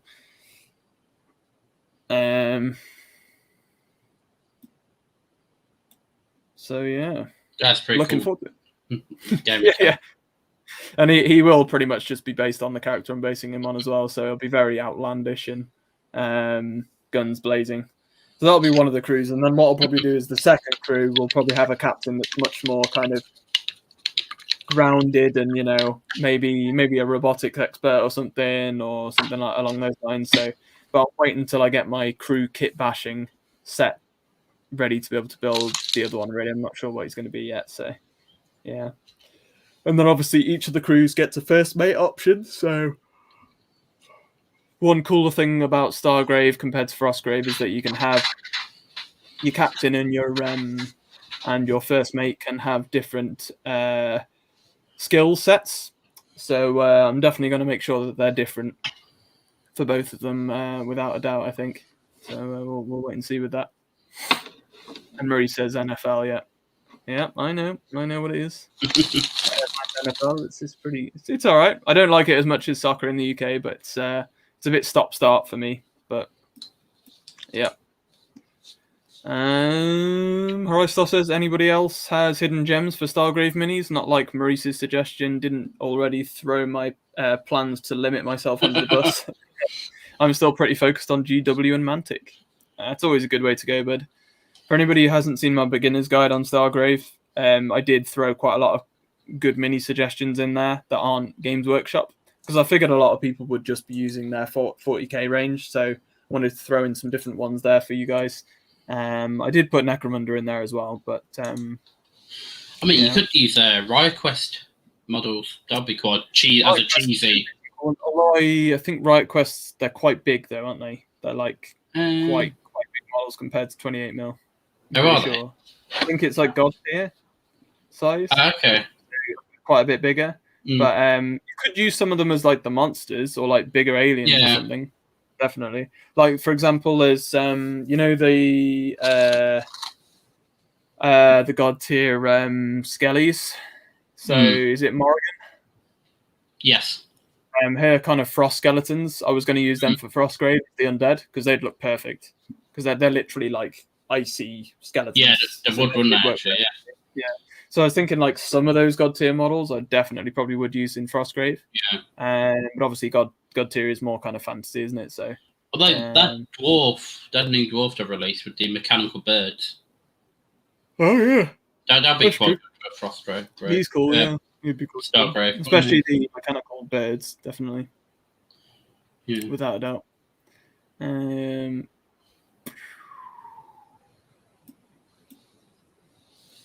Maurice says Core Space has boxed crews. Yep. So that was on my beginning also. That's what I mean. Core Space, you could literally just use everything Core Space really. They give you the painted terrain that you can build. It's interchangeable. They give you pre-assembled crews that you can paint up that you could just throw into the game straight away. It'd be perfect, really. Yeah, definitely. And Ruas says I like Rocket League more. Rocket League, that's an interesting topic shift there, to be honest. Marie says, what time is it in the UK? It is 8:55 p.m. So basically 9 p.m. And I'm guessing Oklahoma, you 8 hours behind us. So is it what? I'm going to take a guess and say it's 1 o'clock-ish, 1 p.m. in Oklahoma, or is it closer than that? Is it 5 hours behind? You can let us know, Maurice, on that one. But yeah, I would have thought you're 8 hours behind us. Most of the US is, I think. Yeah.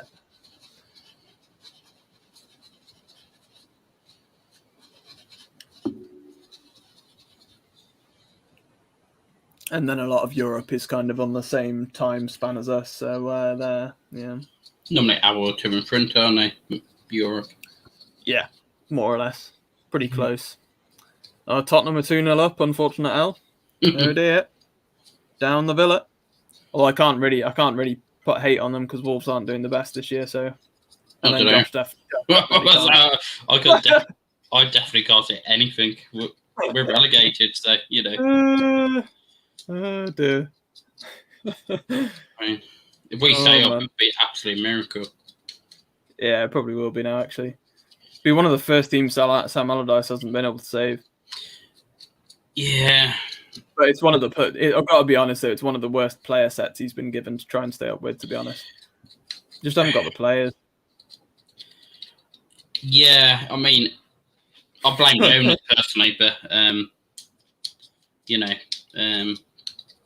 Jonas needs to sell up and move on. Yeah. Honest. If you want to do any better than what you are, I guess, then yeah, it's always always the case, isn't it? It's the same with Wolves. Wolves were very similar until we got bought out, so... Oh, yeah, because he was in League One, weren't you? You went right down, didn't you? Yeah. I can see that happening to Albion, to be fair. Maybe. It'd be interesting. Depends who you can get a hold of, because Allardyce probably won't stick around if you get relegated. I reckon he will go before we get relegated to keep his record. Oh, man. 2 managers in a season, yeah. Wouldn't surprise us. Yeah, it's true. It's true, actually.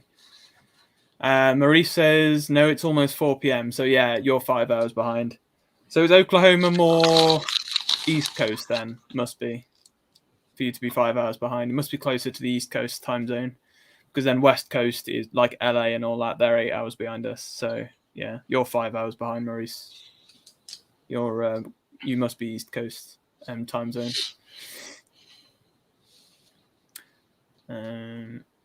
I've never been to Oklahoma, but all I knew it was like out in the sticks for the most part. Oklahoma is anyway. But I've been across the US, but I never went into Oklahoma. Never been to America. One of the places I love to go, but it's just one of them, isn't it? It's just whether you can afford to go across. We were quite lucky. We built our own caravan and then we sold it off eventually, and then we got the money from that to go over to America. So quite fortunate with that. Really. San Diego Comic-Con. Oh yeah, that's true. You know, that'd be awesome. That's what I've always said it. I'd love to be able to just go. I'd love to be able to go over to San Diego Comic-Con, and then I'd love to go to Utah and go to the Valhalla retreat that Wargamer Girl does. That looks amazing.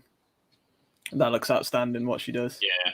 How amazing would that be, man? Just like five days to a week out in the Utah mountains, miniature gaming, spas, everything like that. Oh, wow. Outstanding. Everybody drinking all day, all night, playing miniature games. Oh man, I'm there. It's not cheap. It's not cheap to go, but I'd love that, man. I think I've got to try and do that before I bite the dust. But and then obviously Canada, visit Wayland, those guys up there, because there's obviously miniature wargaming. You've got Ash from Gorillas there, but quite a lot of miniature gaming on YouTube originated from Canada.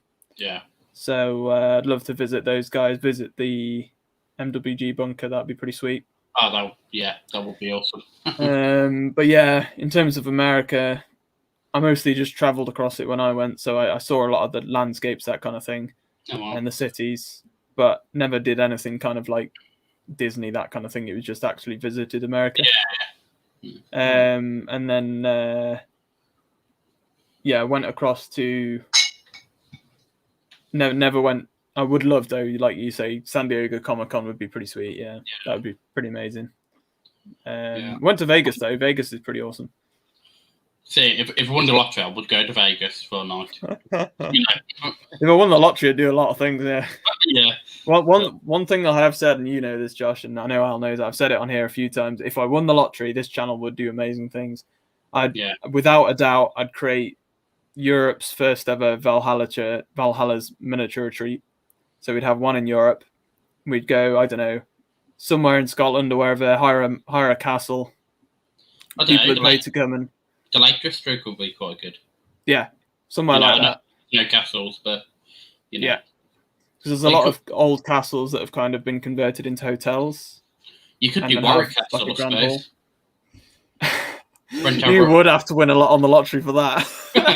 Fire out Warwick Castle for a miniature gaming retreat. That would be outstanding.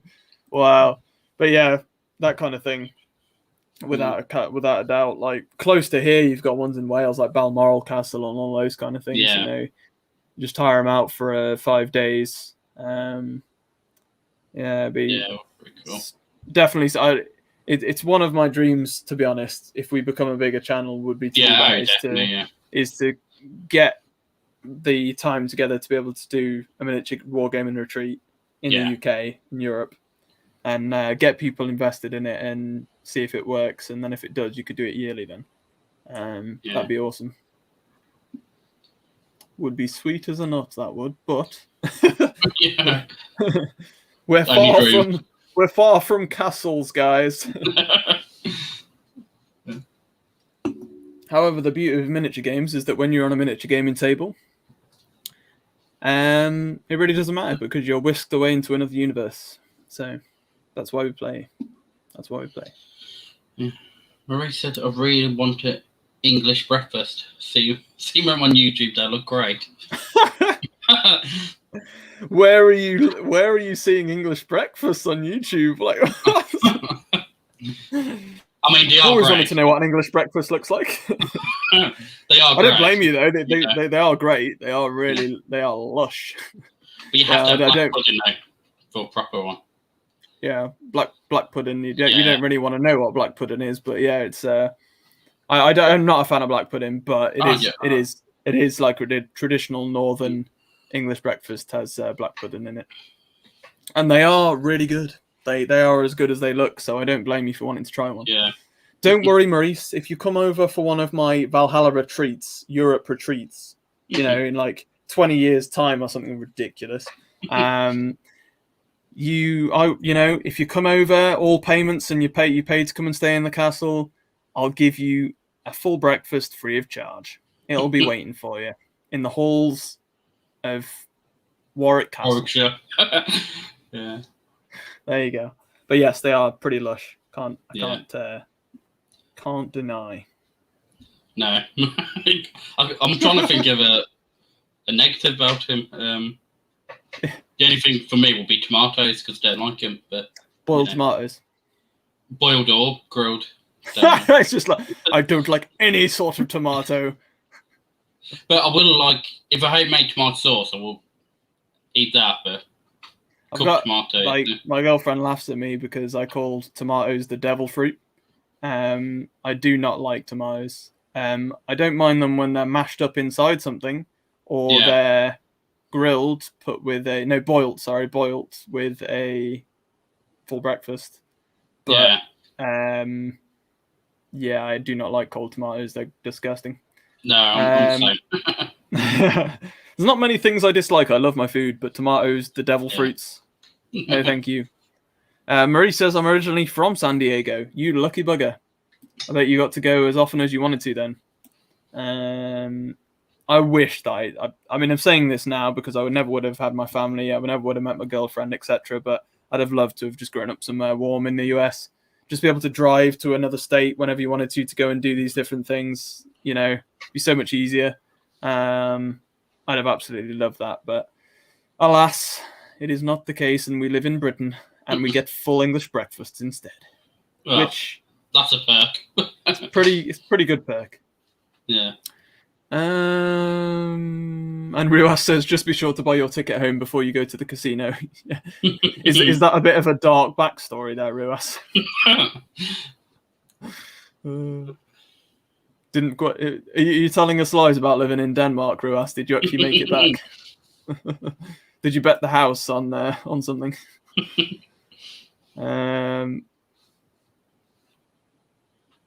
And Al says, I visited every US state except Alaska and Hawaii. Well, yeah, Al lived over there for a number of years. For any of you living in the US, Al from the channel SMGL will have visited quite a lot of America because he lived over there for a while. So, and Hawaii, that's nice. Didn't know you'd been to Hawaii, but Hawaii looks quite interesting. If I lived over there, I would love to go to Hawaii, to be fair. He hasn't been to Hawaii. Oh, he hasn't been to Hawaii? No, I missed that. US states. State except Alaska and Hawaii. Okay. I suppose they're a bit harder to get across to. Because Alaska, you technically go through Canada to get to. So that's a much larger route. And then, because that's tip of the right at the top, isn't it? And then you've got and then you've got Hawaii's obviously off the coast, isn't it? So you'd have to fly over.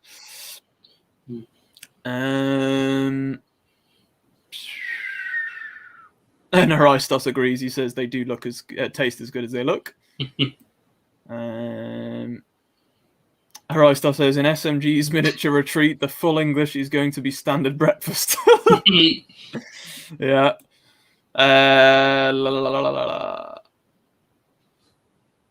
And Al says I'm a retired chef, so I can do the food. Yeah. I can help. You'd have to do a lot of food, but yeah. Pretty sure they do like full-on buffets and stuff, to be fair, at the and they just buy a ton of crap for people to be able to eat and drink when they're there. Yeah. So Maurice says me and Ash talk quite a bit on Facebook. I'm in for that. That's cool, man. That's cool. Yeah. Ash is a cool guy. I'd love to go over and meet Ash, to be fair. Yeah. And Al says I love black pudding. Shut up, Al. God damn it! Everybody's backing off me on the black pudding, man. I hate black pudding. It's disgusting. Black death. Do you like haggis? Haggis is all right. Yeah. It's not too bad. And if you told people what haggis was as well, like people would be like, "What the hell's wrong with the British?" Yeah. Like what's black pudding? It's like pig's blood, isn't it? Yeah, boiled. It's just literally boiled pig's blood. Yeah. But... What is wrong with people? Nice, eh? Eating blood. Anyway, things got a bit dark there. And then haggis is sheep intestine. Yes. Yeah. I think. Yeah, and it's traditionally it's boiled in stomach lining, isn't it?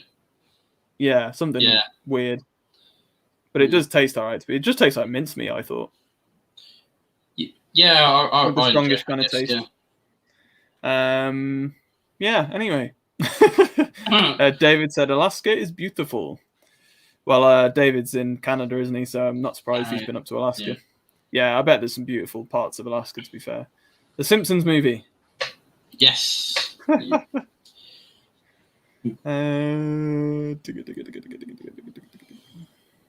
Al says the only negative about a full English is the heart attack element.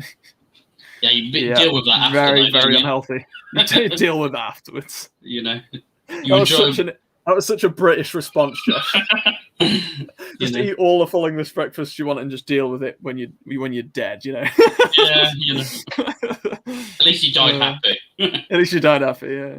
And, you know, fish and chips and all that kind of thing. Yeah. Mad. Yeah, but everyone says, say again. I'll say if anyone comes over, they have to try fish and chips as well. Yeah, definitely. Yeah. And Ruas says, haha, my wife would never allow me to go to Vegas without her. Went there with my family when I was 19, not old enough to be drinking, but who drinks with their family anyways? Yeah, when I went over there, but I think I was 18, 19, so I wasn't old enough to drink. But Vegas is outstanding. You go to Vegas and you can walk around all the casinos and everything, and it'll be fairly normal, but it's pretty amazing to see. It's all massive. Yeah. And you're walking through these casinos and it hits 9 p.m. I think it is 9 p.m. And everything changes. You get women come out on dance poles in the middle of all the casino tables. You have like people going around handing out like strip club stuff, and like you got booze flowing everywhere. All the gambling tables open at 9 p.m. It just like it's like McDonald's when the board flips from breakfast to like lunch. It's crazy. It's one of the craziest things I've ever seen. But yeah. All hell breaks loose. Yeah. And Horistar says, perfect, so the only thing that stands between now and the SMG retreat is the possession of a castle. Should be doable. Winky face. No. Yeah.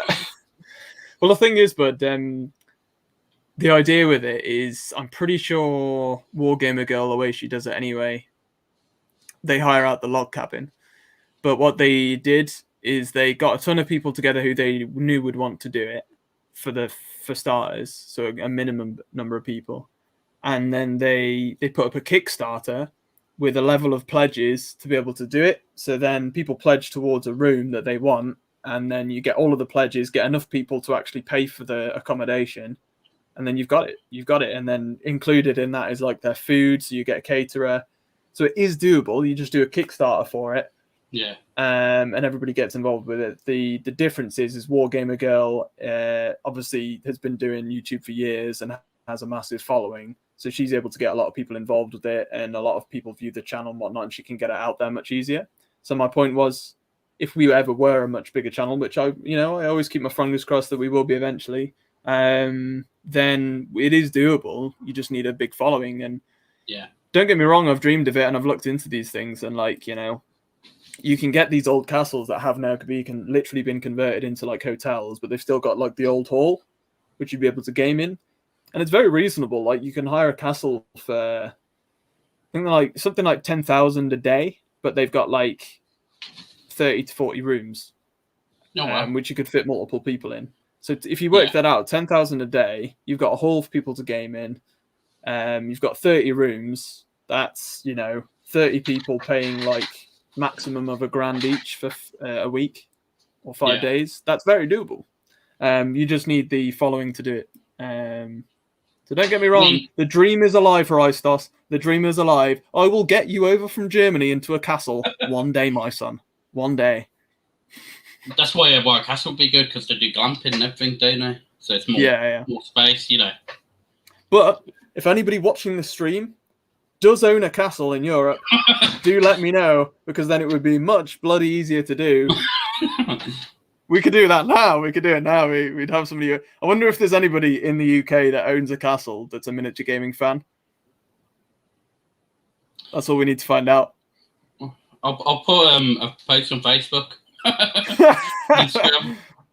Yeah, I'm sure there's plenty of people in Telford, Josh, that own a castle. Actually, I know someone who might know someone. In all fairness, there you go.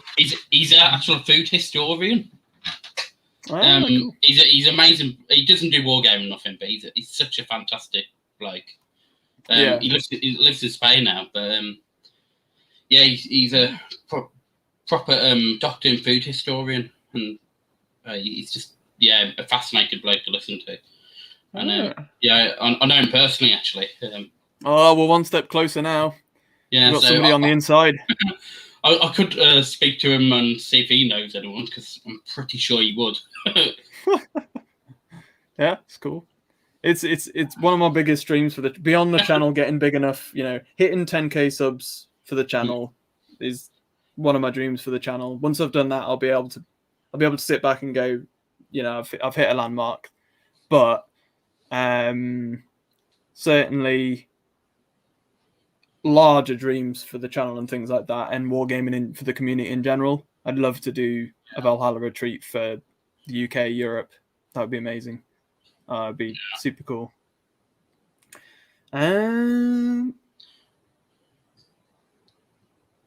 See, one of my dreams is to open a gaming cafe. So yeah, that'd be cool. That'd be pretty cool. Then you come and have some food and that, but there's also gaming tables and stuff too. Yeah, that would be pretty cool. I agree. Ruas says, what's perfect when our generation's old? We could have Warhammer retiree homes. How bad would that be though? Retiree homes just wouldn't be able to actually play miniature games. They wouldn't be able to like see what was on the dice. You'd have to have dice that you could like like those massive dice that you can get that people use for turn order. Yeah. You'd be rolling like those so that you could see what was on the dice. Imagine an orc army doing that though. Oh my god. How many do you need? Games in retiree homes would last like days. You just have a digger outside with a like just to drop them. Yeah. And Ruah says, and when you sell the house, you can buy every single army. Yeah. Marie says, I will buy your Valhalla English breakfast package. You're going to have to be held to that now, Maurice. I'm getting you over from Oklahoma. And David says, oh, Vegas. Was that like a, oh my God, I've had bad experiences in Vegas, or oh, I love Vegas? I think that could have either been like a bit of a raunchy reaction to Vegas there by David, or it could have been a bit of a like, oh yeah, bad memories of Vegas. So I'm not sure. Yeah. You'll have to elaborate. Yeah, I think it was more of a, oh no, not again, kind of. Yeah. Oh dear. How I read it, but I could be wrong. So those Canadians, they just get eaten up in Vegas. Right, Al says I can do a buffet and I love haggis. Well, there you go. There you go. We would have to have like some traditional English kind of things, wouldn't we, in a castle? Oh yeah. As well as other foods for people, I think. Lots You'd have to have like lots of tea. Yeah, we'd have tea on like like in a bong, just literally be like consistently on tea. Oh dear. Arista says I'm looking forward to it. Cool, man. And Al says I'll bring the brown sauce. There you go. Man. And Arista says so Sunday roast too. Of course. We'll do a 5-day retreat from Wednesday to Sunday, and on the Sunday, on the last day, we'll have a roast. On the Friday night, we'll order in fish and chips, and on the Saturday, we'll do a full English in the morning, and we'll do for dinner haggis. Why not? Yeah, but you'd have to do like a massive buffet type situation. Oh yeah. But yeah. I love how the last half hour of this stream has just turned into like dreaming about a retreat in the UK. I love it though. I love it. Like a dream all day.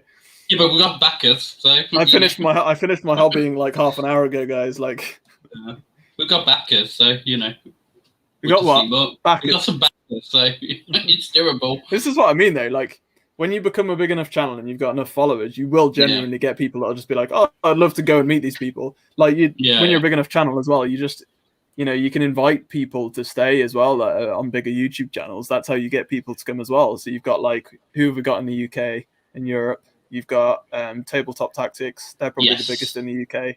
Yeah. And Winters. Yeah. He's UK, isn't he?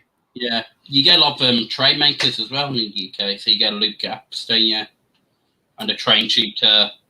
Make train. Oh yeah. They're quite big. To be honest though, by the time like we ended up being able to do this retreat, I'm not so sure that it'd be around. As in like, and by that I mean like it'd be retired. But yeah. You never know. Yeah. Never know. Who knows? But I do love Terrain Tutor. Yeah, Mel. Yeah. I really want his book. I know I love Mel as well. Yeah. You want his book? Yeah, it's just he released it not long ago actually. Yeah. It's, And Al says, press pork belly with crispy crackling do. It will indeed. Bit pulled pork bap with applesauce stuffing. Oh. Damn. Sorry, guys. This has turned into a really weird stream. We are coming towards the end anyway, so we're kind of just having a bit of dreaming and talking about food. That's always what these streams turn into, but there we go. It's conversation next week then. What's your favourite meal?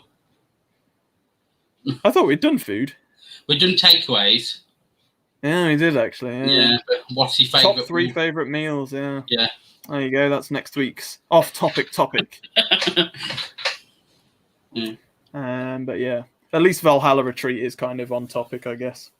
It just always turns into food. Any topic always turns into food talk. We're British, though. It's bound to. British, yeah. We love our food. You know. But if anyone wants to come over to the channel from abroad, and I'll take you to a pub in the UK, you've just got to experience a British pub On a Friday night. On a Friday night, with a pint in your hand. Yeah. Pint of ale. I don't know. Most people probably won't come back. Some of the sites you probably see. Yeah. Especially around Lichfield. Yeah, that's it. I don't know what Telford's like, but that's it. Yeah. Lichfield can be a bit crazy at night. Maybe you can get a call in with the cathedral, Josh, where you live, and we'll use that as the gaming hall, and then just people can stay in hotels in the area. That would be amazing. I gotta love it. That would be awesome, actually, doing a game in the cathedral. I'm not sure that will allow it though, because being religious and chaos demons and that. I was only joking. There's no chance you'd be able to hire out a cathedral hall for anything, let alone like. You never know. I mean, they've done it for COVID jab, so. Just set up on the benches. Yeah. We're here for high mass, but really we're here to purge the Xenos scum. Pretty much. Yeah. Mm. Well, I hope you've enjoyed tonight's stream, guys. I think a lot of people have been stuck with us and have enjoyed chatting about Stargrave as well. And me and Josh, I think, have enjoyed it tonight, as always. Yes, definitely, yeah. And as always, we've enjoyed the random offshoots of chat. And Josh has managed to get his Inhumans done. He's come out all right, mate, in the end. Yeah, he's not too bad. He looks worse than he does on camera, to be honest. Got a bit of neat. That's Black Bolt and Medusa. They've come out quite nice for Marvel. I'm happy with her. And then, not that it really matters, but because I've already done the majority of it, and I've mostly been talking to you guys tonight. But that's the majority of my work tonight. So I've built a couple of the core space buildings ready for Stargrave. But I hope you guys have enjoyed the Stargrave chat tonight and everything else we've been discussing. And as always, it's a pleasure, guys. Thanks to Al for your super chat, buddy. It's always a pleasure when we get super chats from people to help boost the channel and obviously to support these live streams and things like that. So big up everybody that's joined us tonight, and obviously to everybody that super chats, things like that. It's much appreciated. Ruas says, take care, guys. Take care, Ruas. Take care to everybody who's joined us, and we will be getting some Stargrave on soon, so get hyped for that, guys. It's going to be super awesome when that drops. But Bushido later this week as well, so if you're interested in that, there will be the first bat rep coming out for that. Next Sunday we'll be back as always for our Saturday night skirmish cast stream. It'll be episode 14. Yeah, good night, guys. Have a fantastic week, and as always, thanks for everybody to watch until the end and sticking with us. Happy skirmishing. See you guys. Hey there, guys, thanks for watching the video. Please do throw a like and subscribe and hit the notification bell to be notified when any new content drops. We do one battle report a week covering various skirmish games. There's also Patreon if you wish to support me and the channel, and we are trying to reach our first funding target, allowing me to go part-time and make more weekly scheduled content. You can go and sign up and show your support in the link in the description below, just like the awesome people to the left of me. And until next time, guys, enjoy and happy skirmishing.